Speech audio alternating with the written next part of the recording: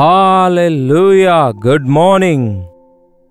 ಮತ್ತೊಂದು ಸಾರಿ ಅನುದಿನದ ಧ್ಯಾನ ವೀಕ್ಷಿಸಲು ನೀವೆಲ್ಲರೂ ಕನೆಕ್ಟ್ ಆಗುತ್ತಿರುವುದಕ್ಕಾಗಿ ದೇವರಿಗೆ ಸ್ತುತಿಸುತ್ತೇನೆ. ನೀವು ಎಲ್ಲಿಂದ ವೀಕ್ಷಿಸ್ತಾ ಇದ್ದೀರೆಂದು, ಈ ಯೂಟ್ಯೂಬ್ ಸಂದೇಶಗಳನ್ನು ವೀಕ್ಷಿಸುತ್ತಾ ಇದ್ದೀರೆಂದು ನಿಮ್ಮ ಹೆಸರು ಊರನ್ನು ಲೈವ್ ಚಾಟ್ನಲ್ಲಿ ಬಂದು ಟೈಪ್ ಮಾಡಿರಿ. ಪ್ರತಿ ದಿನ 7 ಗಂಟೆಗೆ ಈ ರೀತಿ ಕೂಡಿ ಬರ್ತಿದ್ದೇವೆಂದು ನೆನಪಿನಲ್ಲಿಟ್ಕೊಳ್ಳಿ. ಬನ್ನಿ, ಒಂದು ಚಿಕ್ಕ ಪ್ರಾರ್ಥನೆಯೊಂದಿಗೆ ಈ ದಿನ ವಾಕ್ಯ ಧ್ಯಾನಿಸೋಣ. ಪರಿಶುದ್ಧ ದೇವರೇ, ನಿಮಗೆ ವಂದನೆಗಳು. ಅನುದಿನವೂ ದೇವರೇ, ನಿಮ್ಮ ವಾಕ್ಯದಿಂದ ನಮ್ಮ ಜೀವಿತವನ್ನು, ನಮ್ಮ ದಿನಚರಿಯನ್ನು ಪ್ರಾರಂಭಿಸುವಂತೆ, ನಿಮ್ಮ ಸಾಕ್ಷಿಗಳಾಗಿ ಬದುಕುವಂತೆ ಕೊಟ್ಟ ಅವಕಾಶಕ್ಕಾಗಿ ವಂದನೆಗಳು. ಯಾರ್ಯಾರು ಎಲ್ಲಿಂದ ಕನೆಕ್ಟ್ ಆಗ್ತಿದ್ದಾರೋ ಅವರೆಲ್ಲರನ್ನೂ ಕೂಡ ದೇವರೇ ನೀವು ಕನೆಕ್ಟ್ ಆಗುವ ಹಾಗೆ ಪವಿತ್ರಾತ್ಮನ ಕಾರ್ಯ ಮಾಡಿರಿ ಎಂದು ಕ್ರಿಸ್ತನ ನಾಮದಲ್ಲಿ ಬೇಡುತ್ತೇನೆ ತಂದೆಯೇ, ಆಮೇನ್. ದೇವರಿಗೆ ಸ್ತೋತ್ರ. ಹೇಗಿದ್ದೀರಿ ಪ್ರಿಯರೇ? ಈ ದಿನ ಶುಕ್ರವಾರ ಅಲ್ಲವೋ? ಉಪವಾಸ ಪ್ರಾರ್ಥನೆ ಇರುತ್ತೆ. ನಿಮ್ಮ ಸಭೆಯಲ್ಲಿ ಉಪವಾಸ ಪ್ರಾರ್ಥನೆ ನಡೆಯುತ್ತದೆಯಾ? ಉಪವಾಸದ ಪ್ರಾರ್ಥನೆಗೂ ಕೂಡ ಕೆಲವರು ಉಪವಾಸದ ಸಂಭ್ರಮ ಎಂಬುದಾಗಿ ಬದಲಾಯಿಸಿದ್ದಾರೆ. ಅದರ ಅರ್ಥ ಎಲ್ಲದರಂತೆ ಕುಡಿಯೋದು, ತಿನ್ನೋದು, ಕುಣಿದಾಡೋದು ಅಲ್ಲ, ಆದರೆ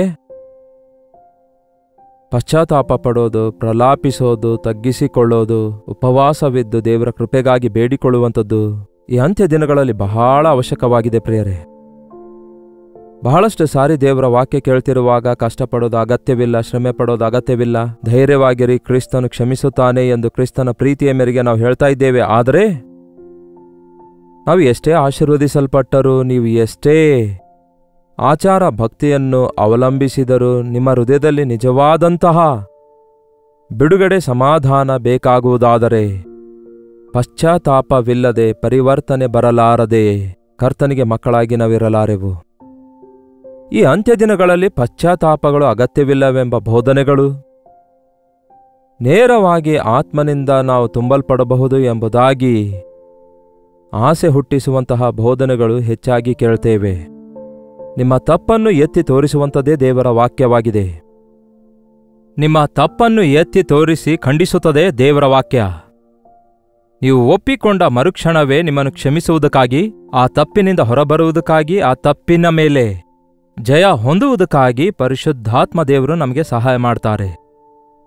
ಪಾಪಿಯಾಗಿರುವ ವ್ಯಕ್ತಿಯನ್ನು ಪರಿಶುದ್ಧಗೊಳಿಸಿ ಪವಿತ್ರಾತ್ಮನಿಂದ ತುಂಬಿಸಿ ಕ್ರಿಸ್ತನಿಗೆ ಸಾಕ್ಷಿಯನ್ನಾಗಿ ಮಾಡುತ್ತಾರೆ ಎಂಬುದು ನಿಜವಾದಂತಹ ಕ್ರೈಸ್ತೀಯ ಬೋಧನೆಯಾಗಿದೆ.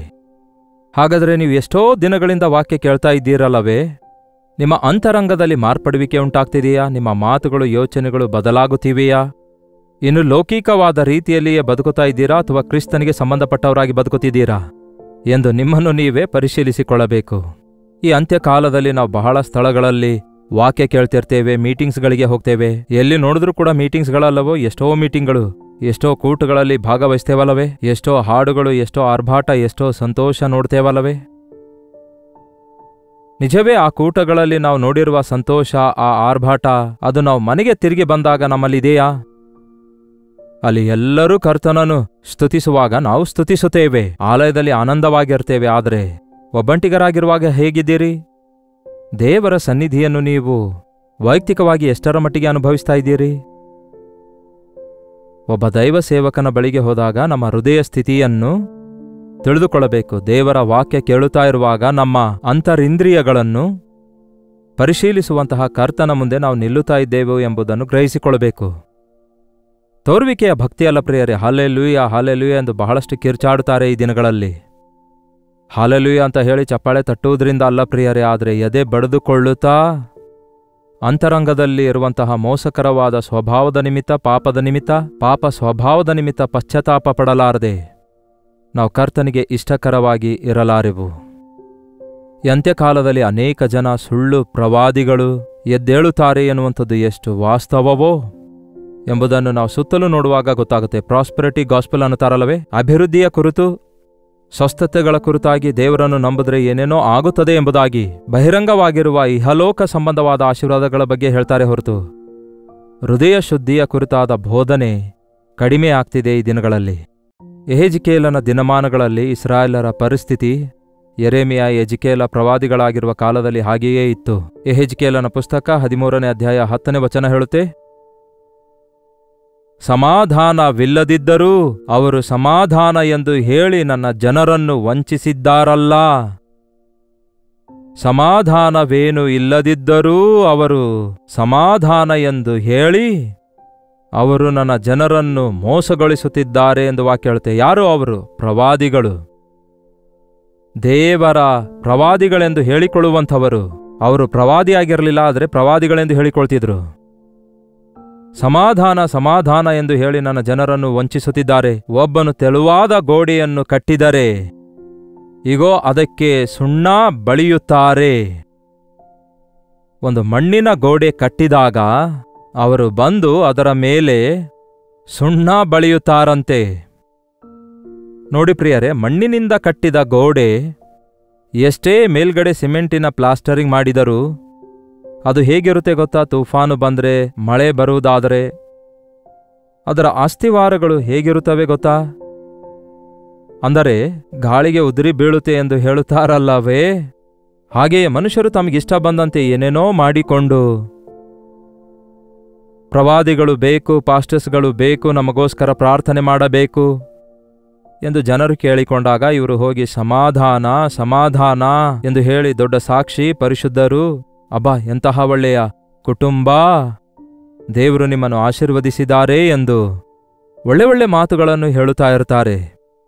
ಅಷ್ಟೇ ಅಲ್ಲವೇ ಪ್ರಿಯರೇ, ಮಣ್ಣಿನ ಗೋಡೆ ಕಟ್ಟಿಕೊಂಡವನಿಗೆ ಈ ಗೋಡೆ ನಿಲ್ಲುವುದಿಲ್ಲಯ್ಯ, ಅಸ್ಥಿವಾರ ಸರಿಯಾಗಿ ಗಟ್ಟಿಯಾಗಿ ಹಾಕಿರಿ, ಇಲ್ಲವಾದರೆ ನಿಮ್ಮ ಭವಿಷ್ಯ ಚೆನ್ನಾಗಿರೋದಿಲ್ಲ, ಈ ಮನೆ ಹಾಳಾಗಿ ಬಿದ್ದೋಗುತ್ತೆ, ತುಫಾನು ಶೋಧನೆ ಬಂದಾಗ ಬಿದ್ದೋಗುತ್ತೆ ಎಂದು ಹೇಳುವುದರ ಬದಲಿಗೆ ವೆರಿ ಗುಡ್ ಅಂತ ಹೇಳಿ ಅದಕ್ಕೆ ಸುಣ್ಣ ಬಳಿಯುತ್ತಾರಂತೆ. ಹೌಸ್ ವಾರ್ಮಿಂಗ್ ಅನ್ನು ಮಾಡಿಬಿಟ್ರೇ ಮನೆಯನ್ನು ಪ್ರತಿಷ್ಠಿಸಿದ್ದೇವೆ ಎಂದು ಹೇಳಿದ್ರೆ ಸಾಕಾಗುತ್ತದೋ? ಲಂಚ ತೆಗೆದುಕೊಂಡಿರುವ ದುಡ್ಡಿನಿಂದ ಕಟ್ಟೋದು, ಮೋಸ ಮಾಡಿ ದೋಚಿಕೊಂಡು ಕಬ್ಜಾ ಮಾಡಿ ಕಟ್ಟಿಕೊಂಡ ಬಿಲ್ಡಿಂಗ್ಸ್ಗಳಲ್ಲಿ ದೇವರ ಸನ್ನಿಧಿ ಹೇಗಿರುತ್ತೆ ಪ್ರಿಯರೇ? ನಮ್ಮಂತಹ ಪಾಸ್ಟರ್ಸ್ಗಳು ಬಂದು ಹೇಗೆ ಪ್ರಾರ್ಥಿಸ್ತಾರೆ? ನ್ಯಾಯವಾಗಿ ನೀವು ಸಂಪಾದಿಸಿದ್ದನ್ನೇ ದೇವರು ಆಶೀರ್ವದಿಸುತ್ತಾರೆ ಹೊರತು ಅನ್ಯಾಯದ ಸೊತ್ತು ನಿಮಗೆ ನಿಲ್ಲುವುದಿಲ್ಲ. ಕೌಜುಗ ಪಕ್ಷಿ ತನ್ನದಲ್ಲದ ಬೇರೆ ಮೊಟ್ಟೆ ಮೇಲೆ ಕೂತ್ಕೊಳ್ತದಂತೆ. ಬಾತುಕೋಳಿಯನ್ನು ನೋಡ್ರಿ, ತನ್ನ ಮೊಟ್ಟೆ ಮೇಲೆ ಕೂತ್ಕೊಂಡು ಮರಿ ಹಾಕುತ್ತೆ. ಹಾಗೆ ಕೌಜುಗ ಪಕ್ಷಿಯ ಮೊಟ್ಟೆಗಳು ಹಾಗಿರಲ್ಲ, ಅದು ಬೇರೆ ಪಕ್ಷಿಯ ಮೊಟ್ಟೆಗಳ ಮೇಲೆ ಕೂತ್ಕೊಂಡು ನನ್ನದೇ ಅಂದ್ಕೊಳ್ತಾವಂತೆ. ಆದರೆ ಆ ಮರಿಗಳು ಬೆಳೆದು ತಂಪಾಡಿಗೆ ತಾವು ಹೋಗ್ತಾವಂತೆ, ಅದಕ್ಕೇನೂ ಉಳಿಯಲ್ಲ. ಹಾಗೆಯೇ ನಾವು ಅನ್ಯಾಯದಿಂದ ಸಂಪಾದಿಸಿರುವಂಥದ್ದಾಗಲಿ ಅಕ್ರಮವಾಗಿ ಸಂಪಾದಿಸಿದ್ದಾಗಲಿ ನಮ್ಮೊಂದಿಗೆ ನಿಲ್ಲುವುದಿಲ್ಲ. ನನ್ನ ವಾಕ್ಯಗಳನ್ನು ಕೈಕೊಂಡು ನಡೆಯುವವನು ಆಳವಾಗಿ ಅಗೆದು ಬಂಡೆಯ ಮೇಲೆ ಕಟ್ಟಿರುವ ಮನೆಗೆ ಸಮಾನವಾಗಿರ್ತಾನೆ. ಗಾಳಿ ಬರುತ್ತೆ, ತುಫಾನು ಬರುತ್ತೆ, ಆದರೂ ಆ ಮನೆ ನಿಲ್ಲುತ್ತದೆ. ನನ್ನ ವಾಕ್ಯ ಕೇಳಿದಾಗಿಯೂ ತಮ್ಮ ಇಷ್ಟಾನುಸಾರವಾಗಿ ಮನೆ ಕಟ್ಟಿಕೊಂಡವನು ಮರಳಿನ ಮೇಲೆ ಮನೆಯನ್ನು ಕಟ್ಟಿಕೊಂಡು ಬೇಗನೆ ಮುಗಿದೋಯ್ತು, ಸಾಧಿಸಿ ಬಿಟ್ಟೇವೋ ಅಂದ್ಕೊಳ್ತಾನೆ. ತುಫಾನು ಬಂದಾಗ ಅದು ದಡಮ್ಮನೆ ಬಿದ್ದೋಗುತ್ತೆ ಎಂದು ಯೇಸು ಹೇಳಿದಾರಲ್ಲವೇ? ಈ ಕಾಲದ ವಿಶ್ವಾಸಿಗಳನ್ನು ನೋಡ್ರಿ, ಉಫ್ ಅಂದ್ರೆ ಬಿದ್ದೋಗುವ ಹಾಗಿದ್ದಾರೆ. ಚಿಕ್ಕ ಶೋಧನೆ ಬಂದ್ರೆ, ಚಿಕ್ಕ ಕಷ್ಟ ಬಂದ್ರೆ ಕರ್ತನಿಗೇ ದೂಷಿಸುವಂಥವರಾಗಿದ್ದಾರೆ, ತಿರುಗಿ ಬೀಳುವಂಥವರಾಗಿದ್ದಾರೆ, ನಂಬಿಕೆಯ ಪರೀಕ್ಷೆಯಲ್ಲಿ ನಿಲ್ಲಲಾರದಂಥವರಾಗಿದ್ದಾರೆ. ರಕ್ಷಣೆಯ ಅನುಭವವಿಲ್ಲದೆ, ಮಾನಸಾಂತರ ಅನುಭವ ಇಲ್ಲದೆ, ತ್ಯಾಗವಾಗಲಿ ಸಮರ್ಪಣೆಯಾಗಲಿ ಇಲ್ಲದಂತೆ ಒಬ್ಬ ವ್ಯಕ್ತಿ ದೇವರೊಂದಿಗೆ ಸಹವಾಸ ಮಾಡಲಾರನು. ಯೆರೆಮೀಯ ಕಾಲದ ಜನರು ಕೂಡ ಏನು ಹೇಳ್ತಾರೆ ನೋಡಿರಿ. ಯೆರೆಮೀಯನ ಪುಸ್ತಕ 6ನೇ ಅಧ್ಯಾಯ ಅದರಲ್ಲಿ 13ನೇ ವಚನದಿಂದ ಓದುತ್ತಿದ್ದೇನೆ ಕೇಳಿ. ಚಿಕ್ಕವರು ಮೊದಲುಗೊಂಡು ದೊಡ್ಡವರ ತನಕ ಎಲ್ಲರೂ ಬಾಚಿಕೊಳ್ಳುತ್ತಲೇ ಇದ್ದಾರೆ. ಪ್ರವಾದಿಗಳು ಮೊದಲಾಗಿ ಯಾಜಕರವರೆಗೆ ಸಕಲರೂ ಮೋಸ ಮಾಡುತ್ತಾರೆ.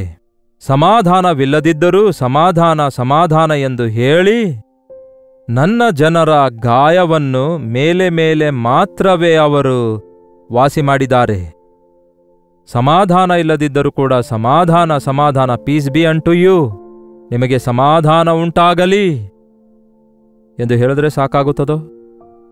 ಸಮಾಧಾನ ಅಲ್ಲಿದ್ರೆ ತಾನೇ ಸಮಾಧಾನಕ್ಕಾಗಲಿ ಆಶೀರ್ವಾದಗಳಿಗಾಗಲಿ ಅರ್ಹತೆ ಇಲ್ಲದಂಥವರ ಮೇಲೆ ಆಶೀರ್ವಾದಗಳು ನಿಲ್ಲುವುದಿಲ್ಲ.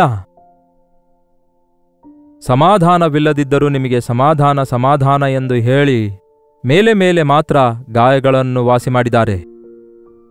ಕೈಮೇಲೆ ಒಂದು ಗಾಯವಾಗುವಾಗ ಗಾಯ ಮೇಲ್ಗಡೆ ಒಣಗಿದರೂ ಸಹ ಒಳಗಡೆ ಇರುವಂತಹ ಮುರಿದು ಹೋದ ಎಲುಬಿನ ವಿಷಯದಲ್ಲಿ, ಒಳಗಡೆ ಸೆಪ್ಟಿಕ್ ಆಗುತ್ತಾ ಇರುವಂಥದರ ವಿಷಯದಲ್ಲಿ ಡಾಕ್ಟರ್ಗಳು ಒಂದು ಸರ್ಜರಿ ಮಾಡಿ ಆ ಒಂದು ಯಾರಿಗಾದರೂ ಒಂದು ಬಂದೂಕಿನ ಗುಂಡು ಒಳಗಡೆ ತೂರಿಕೊಂಡಿದೆ ಅಂದ್ಕೊಳ್ಳಿ, ಅಯ್ಯಯ್ಯೋ ಪರವಾಗಿಲ್ಲ ಎಂಬುದಾಗಿ ಹೇಳಿ ಒಳಗಡೆ ಆ ಗುಂಡು ಹಾಗೆ ಇಟ್ಬಿಟ್ಟು ಮೇಲ್ಗಡೆ ಚೆನ್ನಾಗಿ ಸ್ಟಿಚಸ್ ಹಾಕಿ ಹೀಲಾಯ್ತು ಹೋಗಿ ಅಂತ ಹೇಳಿದ್ರೆ ಒಳಗಡೆ ಇರುವ ಗುಂಡಿನ ಸಂಗತಿ ಏನು?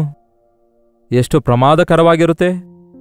ಹಾಗೆಯೇ ಒಬ್ಬ ವ್ಯಕ್ತಿಗೆ ಮೇಲೆ ಮೇಲೆ ಮಾತ್ರ ಗಾಯಗಳನ್ನಲ್ಲ ವಾಸಿ ಮಾಡೋದು, ಆ ಗಾಯಗಳಿಗೆ, ಆ ಪಾಪಕ್ಕೆ ಕಾರಣವಾಗಿರುವ ಆ ಕಹಿಯಾದ ಬೇರನ್ನು ಕಿತ್ತಾಕ್ಬೇಕಲ್ಲವೇ? ಮಾನಸಾಂತರ ಹೊಂದುವುದೆಂದರೆ ಹೃದಯ ಅಂತರಾಳದೊಳಗಿರುವಂತಹ ಹಳೆಯ ಆದಾಮನ ಸ್ವಭಾವದಿಂದ ಬಿಡುಗಡೆ ಹೊಂದುವಂಥದ್ದಾಗಿದೆ. ಯೇಸುಕ್ರಿಸ್ತನ ಮೊಟ್ಟಮೊದಲ ಪ್ರಸಂಗ ಏನು ಗೊತ್ತಾ? ಇಗೋ ದೇವರ ರಾಜ್ಯ ಸಮೀಪಿಸಿರುವುದರಿಂದ ಮಾನಸಾಂತರ ಹೊಂದಿರಿ. ಸ್ನಾನಿಕನಾದ ಯೋಹಾನನು ಯೇಸುವಿನ ಬರಣವನ್ನು ಸಿದ್ಧ ಮಾಡುತ್ತಾ ಮಾಡಿದ ಪ್ರಸಂಗ ಏನು ಗೊತ್ತಾ? ಇಗೋ ದೇವರ ರಾಜ್ಯವು ಸಮೀಪಿಸಿದೆ, ಮಾನಸಾಂತರ ಹೊಂದಿರಿ. ಆದಿಸಭೆಯಲ್ಲಿ ಅಪೋಸ್ತಲರು ಮಾಡಿರುವಂತಹ ಮೊಟ್ಟಮೊದಲ ಬೋಧನೆ, ಸಹೋದರರೇ, ನಾವು ರಕ್ಷಣೆ ಹೊಂದಬೇಕಾದ್ರೆ ಏನ್ ಮಾಡಬೇಕೆಂದು ಕೇಳಿದಾಗ, ನೀವು ಮಾನಸಾಂತರವನ್ನು ಹೊಂದಿ ಪಾಪ ಕ್ಷಮಾಪಣೆಗೋಸ್ಕರ ದೀಕ್ಷಾಸ್ನಾನ ಹೊಂದಿಕೊಂಡು ಇತರರಿಂದ ಬೇರ್ಪಡಿರಿ ಎಂದು ಖಚಿತವಾಗಿ ಹೇಳಿದ್ರಲ್ಲವೇ? ಈ ದಿನ ಒಂದು ಅದ್ಭುತ ಉಂಟಾಯಿತು, ಮಾರ್ಪಟ್ಟೆ. ಒಂದು ಸ್ವಸ್ಥತೆ ಉಂಟಾಯಿತು, ಮಾರ್ಪಟ್ಟೆ. ಒಂದು ಆಸ್ತಿ ಅಕಸ್ಮಾತ್ ಆಗಿ ನನಗೆ ಸಿಕ್ಕಿದೆ, ಹಾಲೆಲೂಯಾ ಅಂದ ಕೂಡಲೇ ಇದೆಲ್ಲ ದೇವರೇ ಮಾಡಿದ್ದಾರೆ ಎಂದು ಹೇಳ್ತಾರೆ ಹೊರತು ಅಂತರಂಗ ಮಾತ್ರ ಶುದ್ಧಿ ಮಾಡಿಕೊಳ್ಳಲ್ಲ. ಹೃದಯದ ಆಳದಲ್ಲಿ ಪರಿಶೀಲಿಸಿಕೊಳ್ಳಬೇಕು. ಹೇಗೆ ಗೊತ್ತಾಗುತ್ತೆ ಪ್ರಿಯರೇ ನಮ್ಮ ಹೃದಯದ ಆಳ? ದೇವರ ಸನ್ನಿಧಿಯಲ್ಲಿ ಪ್ರಾರ್ಥಿಸುತ್ತಿರುವಾಗ ನಮ್ಮ ಹೃದಯದೊಳಗೆ ಆಳವಾಗಿರುವ ಅಂತರೇಂದ್ರಿಯ ವಿಷಯಗಳೆಲ್ಲ ಹೊರಬರುವಾಗ ಹೊರಗಡೆ ಅವು ಬರುತ್ತಾ ಇರುತ್ತವೆ. ಪರಿಶುದ್ಧಾತ್ಮ ದೇವರು ಒಪ್ಪುವಂತೆ ಮಾಡ್ತಾರೆ. ಅದಕ್ಕಾಗಿಯೇ ಒಬ್ಬ ಕ್ರೈಸ್ತನಿಗೆ ರಕ್ಷಿಸಲ್ಪಟ್ಟ ನಂತರವೂ ಕೂಡ ಪ್ರಾರ್ಥನೆ ಬಹಳ ಪ್ರಾಮುಖ್ಯವಾಗಿದೆ. ಉಪವಾಸ ಪ್ರಾರ್ಥನೆ ಮತ್ತೆಷ್ಟೋ ಅವಶ್ಯಕವಾಗಿದೆ. ಪ್ರತಿ ಶುಕ್ರವಾರ ನಾವು ಕೂಡ ನಮ್ಮ ಕಲ್ವರಿ ಸಭೆಯಲ್ಲಿ ಉಪವಾಸವಿದ್ದು ಎಲ್ಲರಿಗೋಸ್ಕರ ನಾವು ಪ್ರಾರ್ಥಿಸುತ್ತೇವೆ. ಈ ಉಪವಾಸ ಪ್ರಾರ್ಥನೆ ಹೃದಯ ಪರಿಶೀಲಿಸಿಕೊಳ್ಳುವುದಕ್ಕಾಗಿ, ಹಾಡು ಹಾಡಿ ಕುಣಿದಾಡುವುದಕ್ಕಾಗಿ ಅಲ್ಲ. ಅನೇಕರು ಹಾಗೆ ಹೇಳ್ತಾರೆ, ಒಳ್ಳೆಯದೇ. ಅದಕ್ಕಿಂತ ಮುಂಚೆ ಇರುವಂತಹ ಪ್ರಿಪರೇಷನ್, ಹೃದಯ ಶುದ್ಧಿ ಮಾಡಿಕೊಳ್ಳುವ, ಅಂದರೆ ಹೃದಯವನ್ನು ದೇವರ ಸನ್ನಿಧಿಯಲ್ಲಿ ಹೊಯ್ದುಕೊಳ್ಳುವುದಾದರೆ, ಕ್ರಿಸ್ತನ ರಕ್ತದಲ್ಲಿ ತೊಳೆಯಲ್ಪಟ್ರೆ, ಆಗ ನಾವು ಮಾಡುವ ಆರಾಧನೆ ದೇವರ ಸನ್ನಿಧಿಗೆ ಧೂಪದಂತೆ ಸುವಾಸನೆಯ ರೂಪದಲ್ಲಿ ಅರ್ಪಿಸಲ್ಪಡುವಂಥದ್ದಾಗಿರುತ್ತೆ. ಕೆಟ್ಟು ಹೋಗುವ ಹೃದಯದಿಂದ ಹಾಡನ್ನು ಹಾಡಿದ್ರೆ ದೇವರು ಮೆಚ್ಚುವುದಿಲ್ಲ. ನಾವು ಕೂಡ ದಾವಿದನಂತೆ ಹಾಡುತ್ತೇವೆ ಎಂದು ಈ ದಿನ ಅನೇಕರು ಹಾಡುಗಳನ್ನು ಹಾಡ್ತಾ ಇರ್ತಾರೆ. ಹೀಗೆ ಹುಚ್ಚುಚ್ಚಾಗಿ ಹಾಡುವುದನ್ನು ಬಿಟ್ಟು ನನ್ನಿಂದ ದೂರ ಹೋಗಿರಿ. ನೀವು ತುಟಿಗಳಿಂದ ನನ್ನನ್ನು ಸ್ತುತಿಸ್ತಾ ಇದ್ದೀರಿ ಹೊರತು ನಿಮ್ಮ ಹೃದಯ ನನ್ನಿಂದ ದೂರ ಇದೆ ಎಂದು ಹೇಳಿದ ಕರ್ತನ ಮಾತು ನೆನಪು ಮಾಡಿಕೊಳ್ಳಬೇಕು. ನಮ್ಮ ಹೃದಯವು ಅಗಾಧವಾಗಿದೆ, ಘೋರವಾದ ವ್ಯಾಧಿಗೊಳಗಾಗಿದೆ, ಮೋಸಕರವಾಗಿದೆ. ಕೇವಲ ಕ್ರಿಸ್ತನೊಂದಿಗೆ ಸಹವಾಸ ಮಾಡುವುದರ ಮೂಲಕ, ಮೇಲಿಂದ ಮೇಲೆ ಆತನ ರಕ್ತದಿಂದ ತೊಳೆಯಲ್ಪಡುವುದರ ಮೂಲಕ, ಹೃದಯದ ಒಳಗಡೆ ತೂರಿಕೊಂಡಿರುವಂತಹ ಅಂತರೇಂದ್ರಿಯದಲ್ಲಿರುವ ಆ ನೀಚವಾದ ಸ್ವಭಾವವನ್ನು ಆಯಾ ದಿನಕ್ಕೆ ತಕ್ಕಂತೆ ದೇವರ ಸನ್ನಿಧಿಯಲ್ಲಿ ಹೊಯ್ದುಕೊಂಡು ಪಶ್ಚಾತ್ತಾಪ, ಮಾನಸಾಂತರ ಹೊಂದುತ್ತಾ ಇರಬೇಕು. ಅಷ್ಟಕ್ಕೂ ಮಾನಸಾಂತರ ಹೊಂದಿದ್ದೀರಾ? ನಿಮಗೆ ರಕ್ಷಣೆಯ ಸಾಕ್ಷಿ ಇದೆಯಾ? ಇದ್ರೆ ಒಂದು ಚಿಕ್ಕ ವಾಟ್ಸಪ್ ಕಳಿಸಿಕೊಡಿರಿ. ಅಷ್ಟಕ್ಕೂ ರಕ್ಷಣೆಯ ಸಾಕ್ಷಿ ಅಂದರೆ ಏನು? ನನಗೊಂದು ಗಡ್ಡೆ ಇತ್ತು, ಅದು ಕರಗುವುದಕ್ಕಾಗಿ ಯೇಸುವಿನಲ್ಲಿ ನಂಬಿಕೆಟ್ಟೆ, ಈಗ ಆ ಗಡ್ಡೆ ಕರಗಿದೆ, ಅದಕ್ಕೆ ರಕ್ಷಣೆ ಹೊಂದಿದ್ದೇನೆ ಅನ್ನುತ್ತಾರೆ ಕೆಲವರು. ಹೌದು, ನನಗೊಂದು ಅದ್ಭುತ ಕಾರ್ಯ ನಡೆದಿತ್ತು, ಒಂದು ಮೇಲು ಉಂಟಾಯಿತು. ಹೌದು, ಅದ್ಭುತ ಮಾಡುವಾತನೇ ನಮ್ಮ ಕರ್ತನು, ಉಪಕಾರ ಮಾಡುವಾತನೇ ನಮ್ಮ ಕರ್ತನೂ ಆಗಿದ್ದಾನೆ. ಆತನು ಉಪಕಾರವೇ ಮಾಡಿದ್ದಾನೆ. ಆದರೆ ನೀವು ಪಶ್ಚಾತ್ತಾಪ ಪಟ್ಟಿದ್ದೀರಾ? ಯೇಸು ಪ್ರತಿ ಪಾಪಿಯನ್ನು ಕ್ಷಮಿಸುತ್ತಾರೆ. ಯೇಸುವಿನ ಬಳಿಗೆ ಬಂದ ಪ್ರತಿ ವ್ಯಕ್ತಿಯನ್ನು ಇನ್ನು ಮೇಲೆ ಹೋಗಿ ಪಾಪ ಮಾಡಬೇಡ ಎಂದು ಯೇಸು ಹೇಳಿದಾರಲ್ಲವೇ? ನಿನ್ನ ನಂಬಿಕೆಯನ್ನು ಕಾಪಾಡಿಕೋ ಎಂದು ಹೇಳಿದ್ದಾರೆ ಯೇಸು. ಈ ದಿನ ಬೋಧಕರ ಮೆಚ್ಚುಗೆಯನ್ನು ಪಡೆಯಲು ಆಸೆ ಪಡುವಂಥವರಿದ್ದಾರೆ. ಬೋಧಕರು ಪ್ರಜೆಗಳ ಮೆಚ್ಚುಗೆ ಪಡೆಯಲು ಆಶಿಸುವಂಥವರಾಗಿದ್ದಾರೆ. ಎಲ್ಲಿ ನೋಡಿದ್ರೂ ಒಬ್ಬರನ್ನೊಬ್ಬರು ಹೊಗಳಿಕೊಳ್ತಾರೆ. ಸಭೆಯನ್ನು ಹೊಗಳುವಂತಹ ಸೇವಕರಿದ್ದಾರೆ, ಸೇವಕರನ್ನು ಹೊಗಳುವ ಸಭೆಗಳಿವೆ. ಎಲ್ಲರೂ ಒಬ್ಬರನ್ನೊಬ್ಬರು ಸಂತೋಷದಿಂದ ದೊಡ್ಡದಾಗಿ ಜಂಬ ಕೊಚ್ಚಿಕೊಳ್ತಾ ಇದ್ದೇವೆ ಹೊರತು ದೇವರ ವಿಷಯದಲ್ಲಿ ಹೇಗಿದ್ದೇವೆ? ನಮ್ಮ ಹೃದಯದ ಅಂತರೇಂದ್ರಿಯಗಳು ಪರಿಶುದ್ಧಗೊಳಿಸಲ್ಪಟ್ಟಿವೆ ಎಂದು ಪರಿಶೀಲಿಸುವ ಅವಶ್ಯಕತೆ ಎಷ್ಟೋ ಇದೆ. ಇದು ಉಪವಾಸದಿಂದ, ಪ್ರಾರ್ಥನೆಯಿಂದ ಮಾತ್ರವೇ ನಮ್ಮ ಹೃದಯದೊಳಗಡೆ ಇರುವ ಕಹಿಯನ್ನು ಹೊರಗೆ ಹಾಕಬಲ್ಲೆವು. ಚಪ್ಪಾಳೆ ತಟ್ಟಿ ಹಾಡು ಹಾಡ್ರೆ ಅಂದರೆ ಎಲ್ಲರೂ ಹಾಡ್ತಾರೆ ಪ್ರಿಯರೇ. ಮೊಳಕಾಲೂರಿ ಪ್ರಾರ್ಥಿಸಿರಿ ಅಂತ ಹೇಳಿದ್ರೆ ಎಷ್ಟು ಜನ ಸಿದ್ಧವಾಗ್ತಾರೆ? ಸಂತೋಷದಿಂದ ದೇವರು ಅನುಗ್ರಹಿಸುವ ಮೇಲನ್ನು ಅನುಭವಿಸಿರಿ ಅಂದ್ರೆ ಎಲ್ಲರೂ ಸಿದ್ಧವೇ. ಆದರೆ ದೇವರಿಗೋಸ್ಕರ ಒಂದು ಕೇಡು, ಒಂದು ಶ್ರಮೆ, ಒಂದು ಕಷ್ಟ ಅನುಭವಿಸಿರಿ ಅಂತ ಹೇಳಿದ್ರೆ ನಿಮ್ಮ ಅಲ್ಪ ವಿಶ್ವಾಸ ಹೊರಬರುತ್ತೆ. ತೋರ್ವಿಕೆ ಭಕ್ತಿ ಇರಬಾರ್ದು, ನಿಜವಾದ ಭಕ್ತಿ ಇರಬೇಕು. ಯಾರು ತೆಗೆಯಲಾರದಂತಹ ಸಮಾಧಾನ ಇರಬೇಕು. ಪರಿಸ್ಥಿತಿಗಳ ಮೇರೆಗೆ ಬರುವ ಸಮಾಧಾನ ಬೇರೆ, ನಮ್ಮ ಹೃದಯಗಳನ್ನು ಪರಿಪಾಲಿಸುವಂತಹ ಸಮಾಧಾನ ಕ್ರಿಸ್ತೇಸುವಿನ ಮುಖಾಂತರ ಪಾಪಗಳು ಕ್ಷಮಿಸಲ್ಪಡುವುದೇ ಸಮಾಧಾನಕ್ಕೆ ಮೂಲವಾಗಿರುತ್ತೆ. ಈ ದಿನ ಉಪವಾಸ ಪ್ರಾರ್ಥನೆಯಲ್ಲಿ ನೀವು ಕೂಡ ಪಾಲ್ಗೊಳ್ಳಿರಿ. ವೈಯಕ್ತಿಕವಾಗಿ ಪ್ರಾರ್ಥಿಸಿ ಹೃದಯ ಶುದ್ಧಿ ಮಾಡಿಕೊಳ್ಳಿರಿ. ತೋರುವಿಕೆಯ ಭಕ್ತಿಯಿಂದಲ್ಲ, ತೋರುವಿಕೆಯ ಮೆಚ್ಚುಗೆಗೋಸ್ಕರ, ಲಾಭಕ್ಕೋಸ್ಕರವಲ್ಲ, ತೋರುವಿಕೆಯ ಆಶೀರ್ವಾದಗಳಿಗಲ್ಲದೆ ಆಳವಾದ ಭಕ್ತಿ, ಸ್ಥಿರವಾದ ಭಕ್ತಿ ಹೊಂದಿಕೊಂಡು ಆಧ್ಯಾತ್ಮಿಕವಾಗಿ ಬೆಳೆಯೋಣ. ಪ್ರಾರ್ಥನೆ. ಪರಿಶುದ್ಧ ದೇವರೇ, ಪ್ರೀತಿಯುಳ್ಳ ತಂದೆಯೇ, ಇನ್ನೊಂದು ಸಾರಿ ದೇವರೇ ನಿಮ್ಮ ಮಕ್ಕಳನ್ನು ಮತ್ತೊಮ್ಮೆ ನೋಡಿರಿ. ಈ ದಿನ ಎಲ್ಲೂ ನೋಡಿದರೂ ಕೂಡ ಹೊಗಳಿಕೆಗಳು, ಆರ್ಭಟಗಳು, ಸಂತೋಷಗಳು, ಚಪ್ಪಾಳೆಗಳು, ಹಲ್ಲೆಲೂಯ ಗಾನಗಳು ಎನ್ನುತ್ತಾ ಅಂತರಂಗದ ವಿಷಯದಲ್ಲಿ ನಿರ್ಲಕ್ಷ್ಯ ಮಾಡುವ ಪರಿಸ್ಥಿತಿ ನಮಗೆ ಕಾಣಿಸುತ್ತಲೇ ಇದೆ.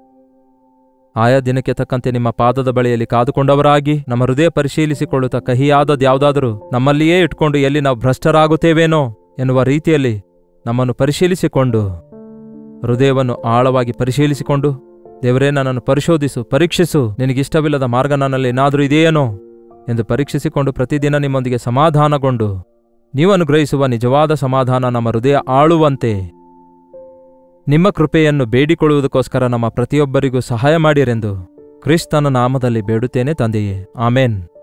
ತಂದೆಯಾದ ದೇವರ ಪ್ರೀತಿಯೂ ಮಗನಾಗಿರುವ ಕ್ರಿಸ್ತನ ಕೃಪೆಯೂ ಆದರಣೆ ಕರ್ತನಾದ ಪವಿತ್ರಾತ್ಮನ ಸಹವಾಸವು ಅನುದಿನದ ಧ್ಯಾನದಲ್ಲಿ ಐಕ್ಯವಾಗಿರುವ ನಮ್ಮೆಲ್ಲರ ಸಂಗಡ ಸದಾಕಾಲಕ್ಕೂ ನೆಲೆಯಾಗಿರಲಿ. ಆಮೇನ್.